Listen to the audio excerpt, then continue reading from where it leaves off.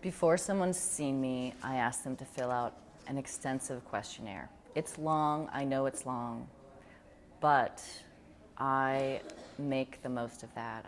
I may spend 30 to 45 minutes before I see that patient on all the information that they've given me. So before I see them, I have a strong sense of these things that we were talking about.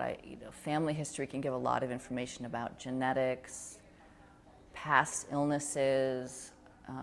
It's long. But when I go see that patient, I am ready. And I don't need to take precious time away, asking them about their medications. We really dive right in to why did they come? What's the reason that they were willing to give me their precious time, open themselves up to me, and share? So I have an hour to an hour and a half to really dive deeply into what it is that they want to be better.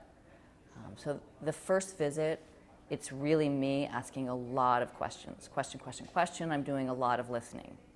I do a full physical exam, and I find great use from the physical. I think a lot of doctors, including me in past years, we find ourselves moving away from the physical exam, but I now love my physical exam. I get a lot of nutritional information. I get a lot of information, again, from what the body's trying to tell us about what it's struggling with. And then at the end of that visit, it's kind of like homework time. I'm assigning lab work. Some of the lab work is very routine. Cholesterol, for example, looking at how many white blood cells you have, those kinds of things. But some of the testing is specialty testing. I look at food allergies. I look at the health of the gut. I look at how is your gut digesting food? How is your gut absorbing food?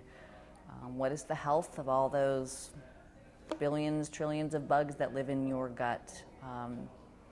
I look at nutritional status. There's some really unique nutritional testing that can look at a lot of micronutrients and give me information about that. And I use the story the patient has told me, I use the physical exam, and I use the results of the laboratory testing to come up with it is fairly complex, the treatment plan.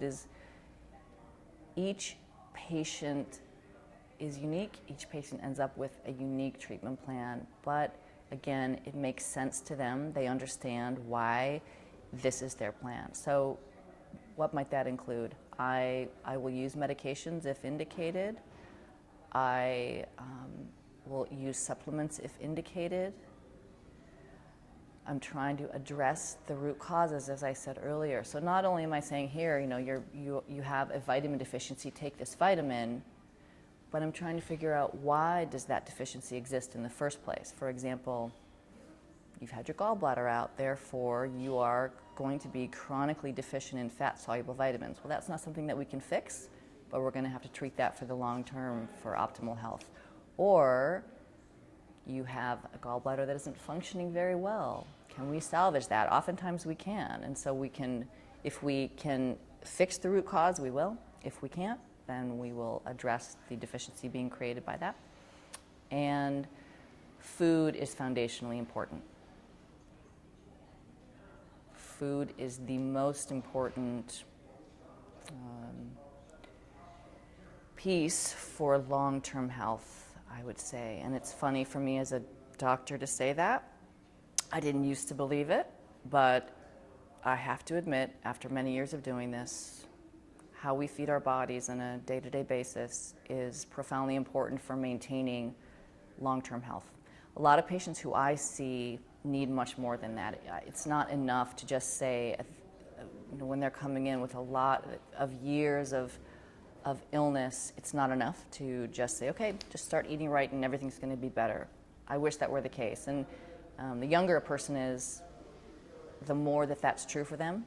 So I often try to set expectations with people that, it's going to take at least 6 months, maybe up to a year, to really correct a lot of these underlying problems. And after that, good health generally can be maintained with adequate nutrition and check-ins. And then there's also, obviously, the movement piece is very important for maintenance of weight loss. So we might begin to talk about movement at that point.